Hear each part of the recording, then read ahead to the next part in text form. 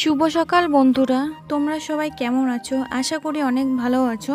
কিন্তু আমি আজকে একটু ভালো নেই, শরীরটা খারাপ। আজকে শরীরটা একদম ভালো লাগছে না। রাতে প্রচুর জ্বর ছিল, গলাটা সেই ব্যথা, সেই কাশি ছিল।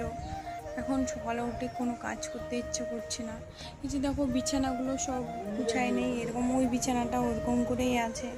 অন্য কাজ নাই বা করি, নিজের বিছানাটা তো কমসে কম উঠাবো, কারণ এইভাবে বিছানাগুলো থাকলে না আমার ভালো লাগে না। শরীরটা নাহলে আরও বেশি খারাপ করবে। তো ভাবলাম যতই খারাপ লাগুক বিছানাটা আগে গুছিয়ে নেই।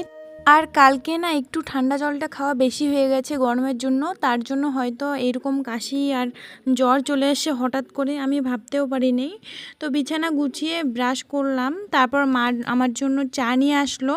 আজকে দুধ চা খাবো না, যেহেতু কাশি হচ্ছে। আর যখন কাশি হয় দুধ চা খেলে কাশিটা আরও অনেকটাই বেড়ে যায়। তাই মা বলল তুই দুধ চা না খেয়ে লাল চাটা খা।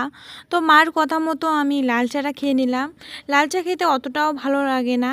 এখন খাওয়া শেষ, তারপরে ওষুধটা খেয়ে নিব। আমি শুধু জ্বরের ওষুধ খাচ্ছি, কাশিরটা খাবো না, কারণ কাশি একটু আছে, কমে যাবে। কিন্তু জ্বরের ওষুধটা খাওয়া মাস্ট, এটা খেতেই লাগবে, কারণ মাথায় জ্বরটা উঠে গেছে না, কেমন লাগছে, মাথাটা সেই ঘুরতেছিল। তাই জ্বরের ওষুধটা খেয়ে নিলাম। ওষুধটা খাওয়ার পর একটু রেস্ট করলাম। তো এখন অনেকটাই ভালো লাগছে, কিন্তু গলাটা একটু ব্যথা করছে, যেহেতু সারা রাতি কাশি হয়েছিল। এই ব্যথাটাও আই থিঙ্ক একটু পরে কমে যাবে। তো এখন আগের থেকে অনেকটা বেটার ফিল হচ্ছে।